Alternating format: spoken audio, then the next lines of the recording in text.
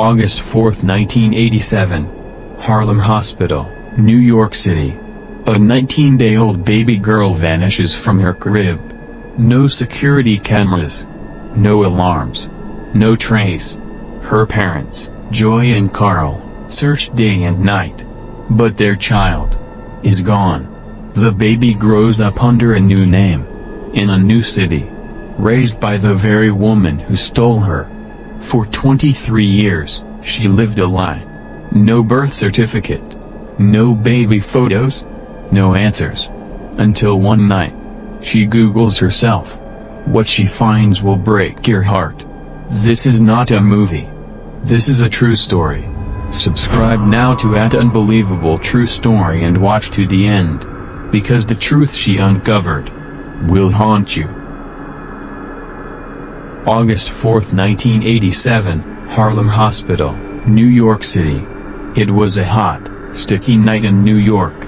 The lights inside Harlem Hospital flickered. Nurses moved quickly down the hall. Families waited. Babies cried. Machines beeped. It was a normal night. Until it wasn't. At 2:55 a.m., a baby girl named Carlina White disappeared from her crib. She was just 19 days old. Wrapped in a tiny white blanket. Sleeping between the safety rails of her hospital bassinet. And in a moment, she was gone. Carlina White was born on July 15, 1987, in New York City. Her mother, Joy White, was just 16. Her father, Carl Tyson, was 22. Young, poor, but excited. They called her Nina. She had big brown eyes, a soft cry, and she always liked to curl her toes. She was their first baby. Their only baby. Their everything. On August 3rd, Carlina had a fever. She was coughing, crying. Joy didn't wait. She wrapped Carlina in a clean towel and rushed to Harlem Hospital. It was 10:30 p.m. The ER was crowded. A nurse checked Carlina's temperature. 104 degrees. They admitted her quickly. Joy and Carl were told to stay nearby. They watched as Carlina was taken to room 652. A nurse promised, "She'll be fine. We'll take good care of her." That was the last promise they heard. Around 1:15 a.m., Joy sat in the waiting room. A woman in scrubs approached. She smiled kindly. "You the mother of the baby in 652? "Yes," Joy said. "She's doing better now. You should get some rest." The woman walked down the hallway, clipboard in hand. Joy remembers. She looked like a nurse. She acted like one.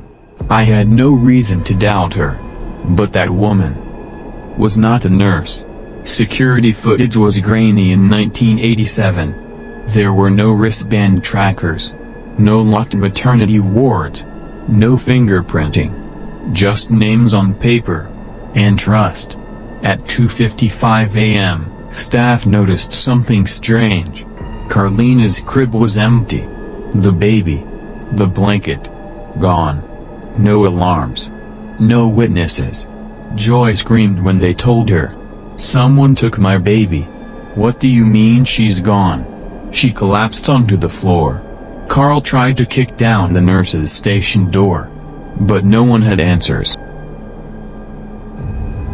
Police swarmed the hospital.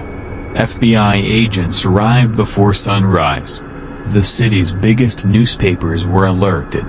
Carlina's picture, just a grainy baby photo, hit the 6 a.m. news. Harlem infant kidnapped from hospital bed. But there were no fingerprints. No suspects.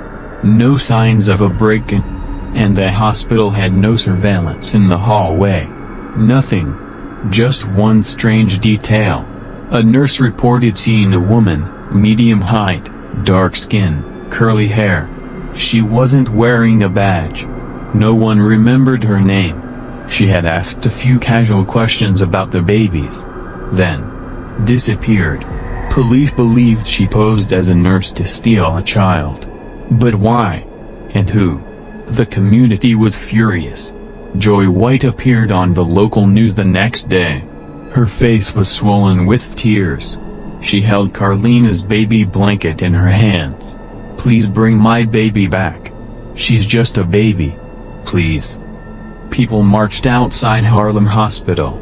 Signs read, "No more missing babies. Harlem demands answers." But days turned into weeks, and the crib in room 652 stayed empty. Joy White was still searching. She visited shelters, asked women in parks, checked every stroller she passed. She stopped eating, stopped sleeping. Carl went back to work at the gas station, but he didn't talk much. They had no photos of Carlina after the birth. Just the image burned into their minds. A tiny baby with a soft cry, gone in the night. By Christmas 1987, there were no leads. FBI agents quietly left the case. The media stopped covering it. The White family was left alone with their pain. Every birthday, Joy lit a candle. Every year, she bought a gift and never opened it. Somewhere, she believed, her daughter was still alive. But the world had moved on. Carlina White grew up just 45 minutes away, under a new name, Nettie Nance. She thought her mother's name was Ann Petway. She thought she was born in Bridgeport, Connecticut. She believed it all.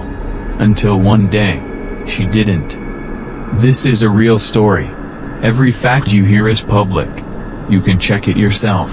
If real-life mysteries leave you breathless, subscribe now to @Unbelievable True Story. Because the next truth we uncover might hit even closer to home. Who was Ann Petway? Really? The moment Carlina first suspected her whole life was a lie. Her bold solo investigation, and shocking discovery. And how she made history as the first American child to solve her own kidnapping. Bridgeport, Connecticut, 1990s. Carlina White was now Nettie Nance. She lived in a small apartment with her mother, Ann Petway. They didn't have much money. But Nettie was smart, sharp, kind, and always asked questions. Questions Ann didn't like. Why don't I have a birth certificate? By age 5, Nettie was curious. Most kids needed papers for school, but Ann said she lost them. Nettie asked again at age 10. Where was I born? You were born at home, Ann said. It was a rough time. That's all you need to know. But Nettie knew something was off. Her friends had baby pictures, social security cards, family albums. She had none of those. Just Ann. And silence. Ann Petway had grown up in Bridgeport. She had a troubled past, depression, drugs, crime. In the early 80s, she told people she was pregnant. But no baby ever came. Friends say she lost a child and was broken by it. Then, in August 1987, she suddenly had a newborn. People believed her, because she wanted them to. Ann was not kind. She was controlling, strict, angry. Nettie was often grounded, or hit. If she asked about her birth, she was punished. Ann would yell, "Don't ask me that again. I'm your mother." Nettie stopped asking. But she never stopped wondering. By high school, Nettie felt like a shadow. She didn't fit in. She didn't look like Ann. Their last names didn't match. There were no medical records, no childhood photos. It was like I was floating through life, Nettie later said. Like I was wearing someone else's skin. Her boyfriend at the time encouraged her to dig deeper. And that's when the truth began to crack open. At age 16, Nettie got pregnant. She went to a clinic. They asked for ID, a birth certificate, insurance. She had none. They looked confused. She left the building shaking. That night, she cried alone in the bathroom. "Who am I?" she whispered. In 2005, now in her early 20s, Nettie turned to Google. She searched. Missing babies 1987 New York baby stolen from Harlem Hospital August 1987 abduction infant. And then she saw it. A page from the National Center for Missing and Exploited Children. There it was. Carlina White. Stolen on August 4, 1987. Photos, age progression sketches, and a timeline. Nettie froze. She stared at the screen. The baby looked like her daughter. The sketch looked like her. Everything inside her went cold. There was a picture of Joy White, Carlina's birth mother. Tears on her cheeks. Holding a small blanket. Begging for her baby back. Nettie whispered. "That could be my mom." And in that moment, her world shattered. Nettie waited 2 days. Cried 100 times. Then, finally, she picked up the phone. She called the National Center for Missing and Exploited Children. The voice on the other end said, "Hello, how can we help?" Nettie replied, "I think I might be Carlina White." The FBI took her call seriously. They flew her to New York. They took blood, hair, swabs. She waited 2 weeks. Every second felt like 1,000 years. Then came the result. 99.9% match. She was Carlina White. The baby stolen from Harlem Hospital in 1987. She had solved her own kidnapping.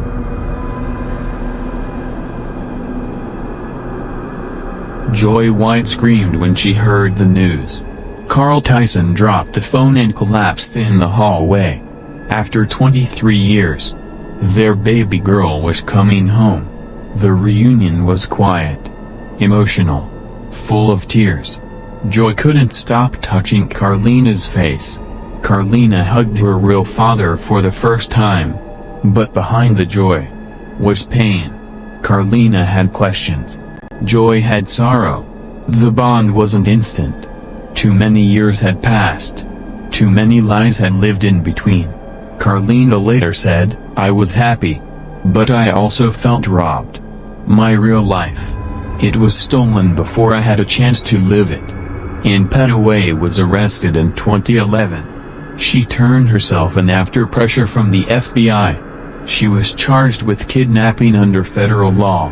In court, she cried. She said, "I was lost. I did a terrible thing. But I raised her. I loved her."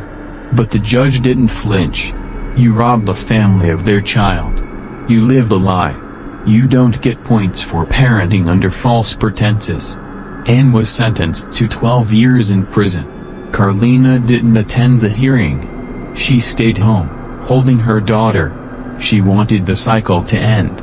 Carlina is now a mother. She speaks about identity, healing, and survival. She avoids the spotlight. But she never hides her story. She once said, "I had 2 mothers. One lied to me. One cried for me. And I'm just trying to figure out how to love both. And forgive myself." This is not fiction. Every part of this story, the abduction, the search, the DNA test, is verified. You can look it up. You can read the court documents. This happened. And it still happens today.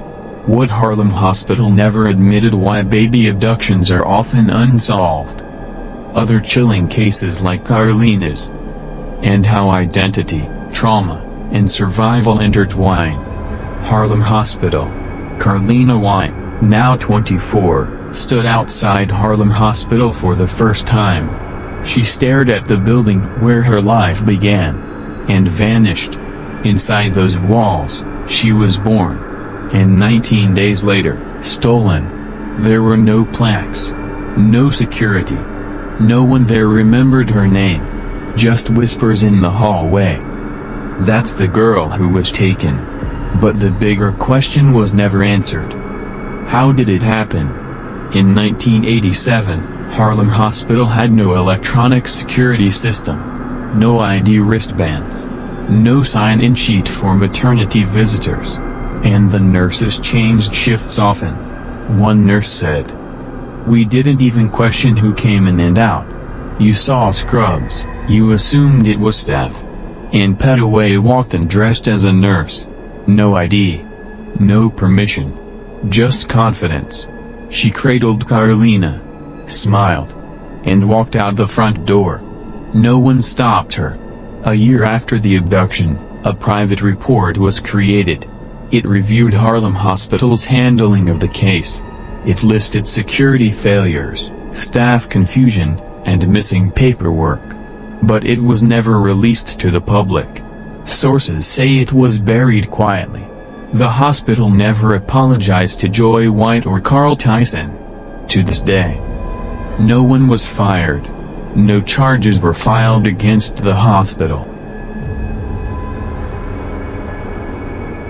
Joy White once said, "They took my baby, but the hospital handed her over." She filed a civil lawsuit against the city of New York, but it was dismissed in court. The judge ruled, "The city is not responsible for the actions of a third-party criminal." Joy left the courtroom in tears. "I trusted that place. I was just a kid. And they let her walk out with my baby." Carlina tried to bond with her real family. But it wasn't easy. She didn't grow up with them. She didn't know their jokes, or their birthdays, or the names of cousins and aunts. Carlina said, "I felt like a ghost in my own story." Her real parents were warm, loving, but broken. There was too much pain, too much silence, too many years. Experts call it abductee confusion. It happens when a kidnapped child learns the truth years later. They feel betrayal, guilt, grief, love for their captor, confusion about identity.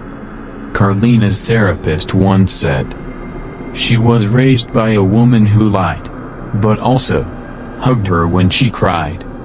Love and crime mixed together. It leaves permanent scars. And Petaway never gave a full reason. In court, she said, "I was lost. I couldn't have kids. I just wanted someone to love me." But prosecutors showed darker details. In the years before Carlina's abduction, Anne had lied about multiple fake pregnancies, faked going into labor, threatened to harm herself if people didn't believe her, had mental health breakdowns.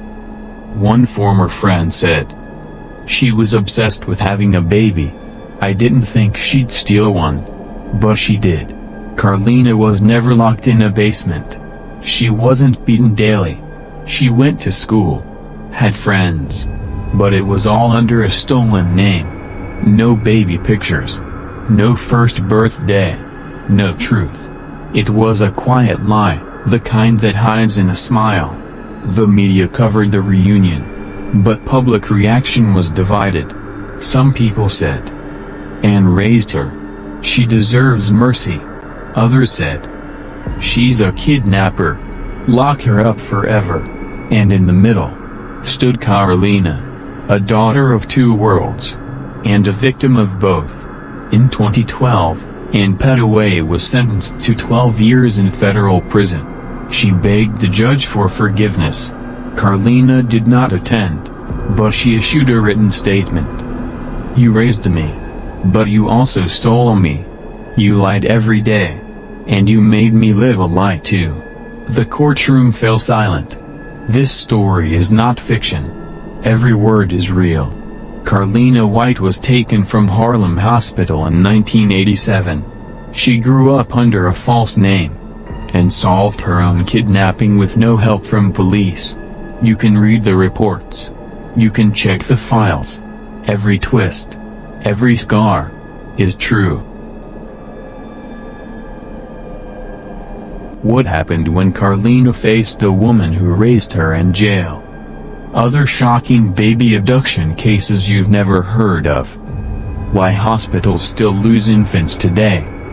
And the final haunting question, can you love someone who lied to you your whole life? Federal prison, 2013. It was a gray morning. Carlina sat alone in a waiting room. A buzzing fluorescent light flickered above. A guard opened the metal door. "She's ready to see you now." Carlina stood up, heart pounding. She was about to face the woman who stole her. Anne Petway. Anne walked in slowly, wearing prison clothes, wrinkles deeper, eyes tired. Carlina looked up. For a moment, neither of them spoke. Anne tried to smile. "Nettie," she whispered. Carlina flinched. "That's not my name." Anne sat across from her. No handcuffs. No guards between them. Just a table. And decades of lies. "Why?" Carlina asked. "Why me?" Anne's eyes filled with tears. "I lost my own baby. I wasn't thinking straight. When I saw you, I felt like God was giving me a second chance." Carlina leaned forward. "You didn't lose a baby. You took one." Silence. Carlina had written down questions. She wanted closure. But the more she asked, the fewer answers Anne had. "Where were we the first night? How did you get out of the hospital? Did anyone help you?" Anne gave half answers. Excuses. Tears. Blank stares. Carlina realized. She didn't come here to tell the truth. She came to feel better about what she did. After 22 minutes, Carlina stood up. "I didn't come here to forgive you. I came to tell you, I survived. But you don't get to rewrite that." She walked out. Anne whispered, "I still love you." Carlina never looked back. The story hit headlines again. Kidnapped woman faces her abductor. TV shows wanted interviews. Podcasts called. Movie deals were offered. Carlina said no. She told a reporter, "This isn't entertainment. This is my life." She gave only one full interview, to Essence magazine. Then she disappeared from the spotlight. Carlina's story was rare. Most missing infants are never found. In the U.S., more than 350 infant abductions have happened since 1983. Only a few end in reunions. Others end in heartbreak, murder, never knowing what happened.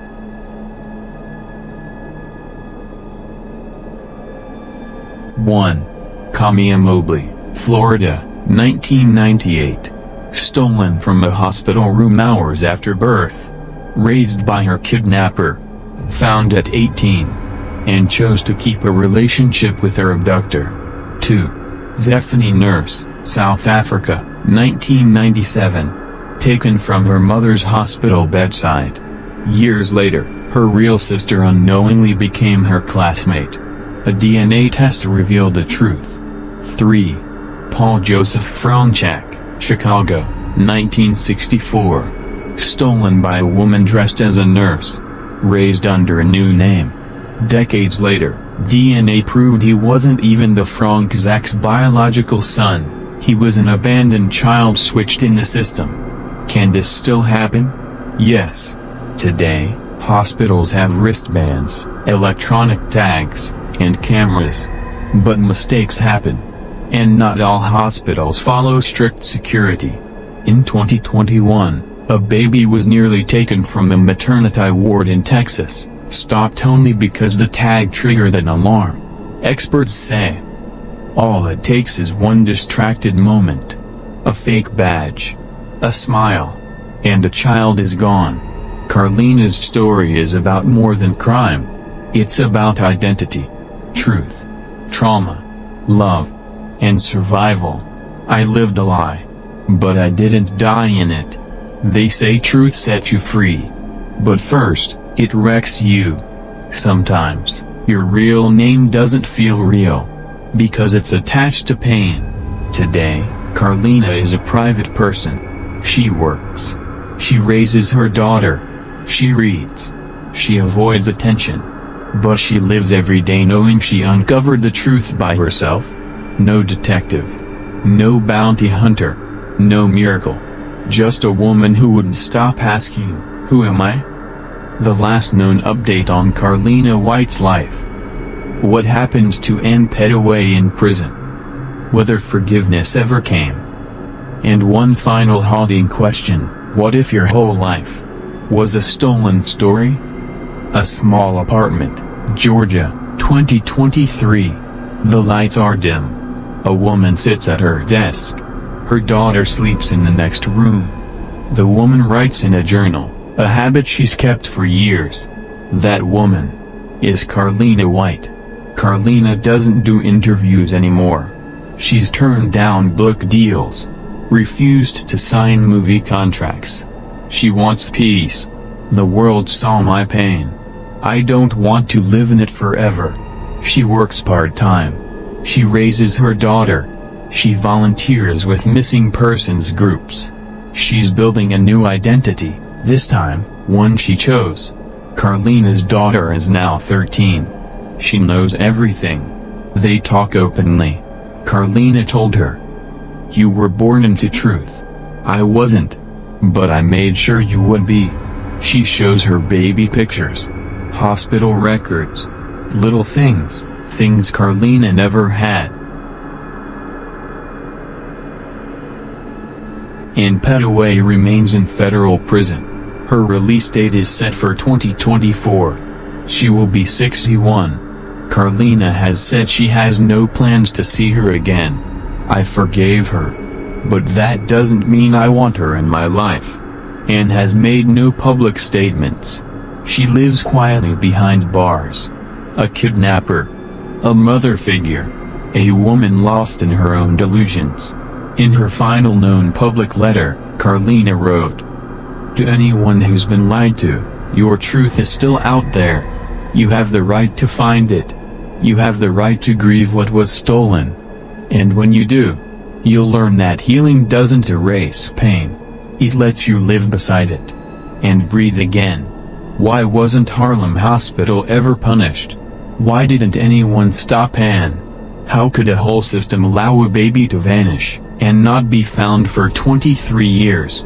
And the biggest question of all: how many other Carlina Whites are still out there? If you found out your life was a lie, would you confront the person who raised you? Could you love a parent who stole your name? Would you go looking for the truth? Or would you be too afraid to know it? Today, Carlina's living room is covered in pictures. Her daughter as a baby. First day of school. A birthday party with candles. She says, "This is what no one gave me. So I'm giving it to her." There's no hospital bracelet. No bassinet ID. But there is something stronger. Truth. This is not fiction. Every detail in this story is real. Carlina White was stolen from Harlem Hospital in 1987. She solved her own kidnapping. And she lived to tell her story. What would you do if you discovered your life wasn't real? Could you forgive someone who raised you, but kidnapped you? How many other babies were taken, and never found? If real stories like this give you chills, subscribe now to @Unbelievable True Story. Because every week, we uncover the darkest truths, hidden in plain sight. Watch the next video on your screen, or dive into our playlist of real-life mysteries. The next story might be even closer than you think.